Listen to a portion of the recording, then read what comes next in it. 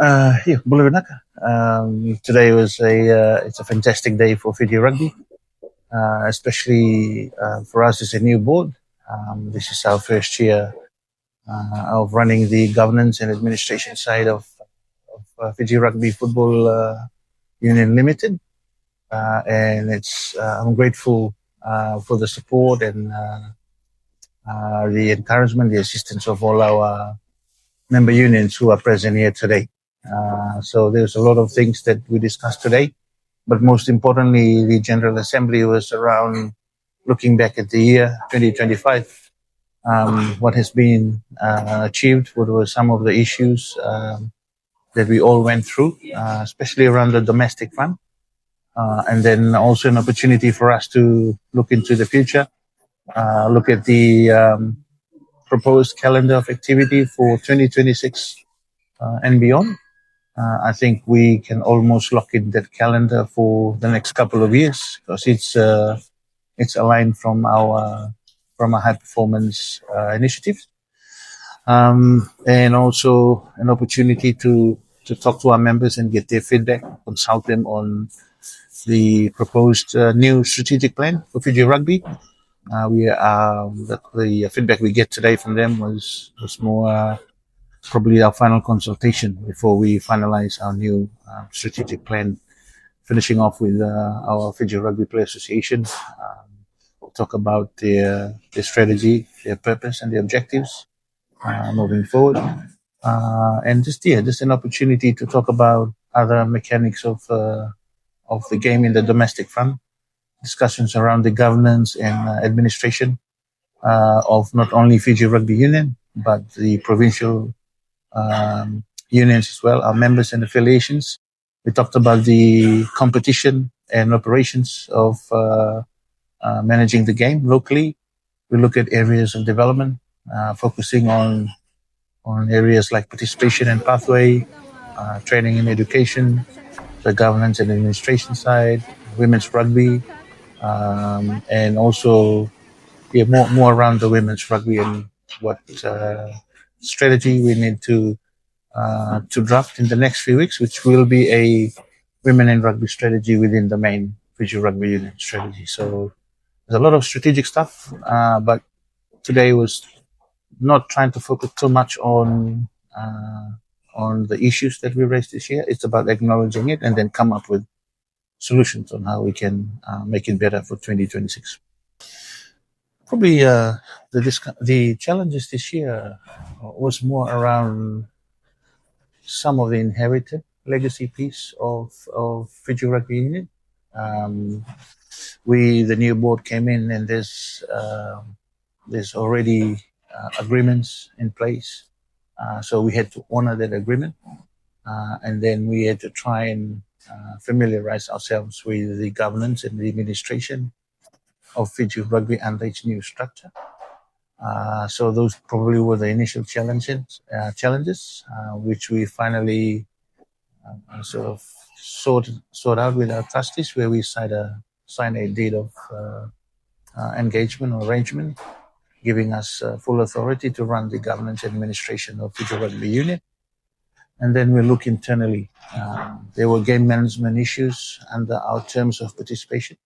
There are a lot of compliance issues. There's a lot of our unions that were not fully compliant this year. So we couldn't really take a hard stance on that, because if we do, then there's no teams playing in our competition. So we have to find innovative ways of working with our unions on how we can address that. So player registration was a big one. And we acknowledge the fact that we need a full comprehensive database to start to develop over the next few years. That hasn't been in place. And then we look at the pathways. So pathways was probably something that was really exciting this year. We looked at the schools pathways. We look at primary schools. We look at secondary schools. We look at clubs and provinces. But look at the systems and the structures that should shape them, which we believe is loose at the moment. It needs strengthening. So those are some of the things we've identified. And obviously, no strategic plan. There has been a strategic plan, probably not fully endorsed. So there was a lot of ad hoc management, administration, organization happening.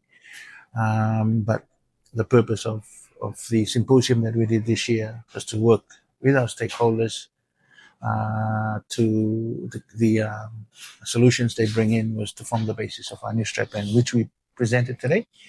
And then we hope to finalize that in the next few weeks and start 2026 with a much clearer vision, objectives, and direction of where we want to go for the next 10 years. And then obviously the changes that happen within the Rugby Nations Cup, the announcement of the World Cup that happened a few days ago. So looking forward to February 3rd next year, where they will announce the venues, and then we're going to start to work on plans leading up to and strategies leading up to some of these major competitions. The women's space has always been a challenging one for us, so it was important to talk about that today. And the unions and our grassroots area to put a lot more focus on our women's program, but also look at strategic ways of how we can break away from aligning it with our men's rugby system and come up with solutions on how we can really enhance and grow the women's game. So those are probably the key challenges that came out this year.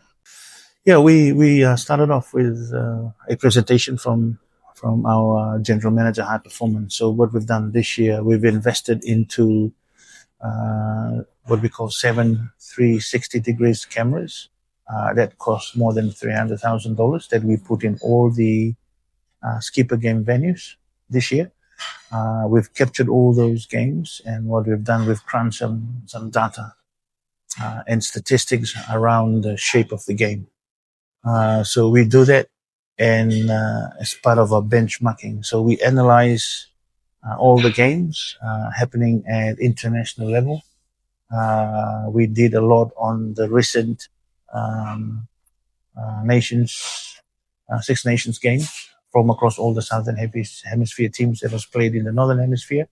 We look at all their data, and then we create our own data for the skipper and our under 20 competition. And then we start to make comparison and analyze and identify where the gaps are in terms of our performance, technical and our tactical ability in the domestic front. So we need to understand where we are, where the gaps are, so that we can then put strategies in place so that we can reduce those gaps and hopefully, increase our chances when we compete with tier one nations. There's been a lot of talks around tier one, and it's not an overnight thing. It's taken Fiji Rugby more than 100 years to enter these sort of competitions. So a lot of work has been done in the past, but we are grateful that we are part of the change, that we'll have to embrace this change. And then the challenge for us is to how we can better sort of strengthen where we are now as we look to go into that space for the year. But looking at tier one, it's not just a Fiji Rugby House responsibility. If you look at all the tier one nations, New Zealand Rugby, they have their ITM and their Farah Palmer Cup, which is almost like a semi-professional, professional league. If we look at France, they have top 14 and Pro D2. If we look at England, they have their Premiership.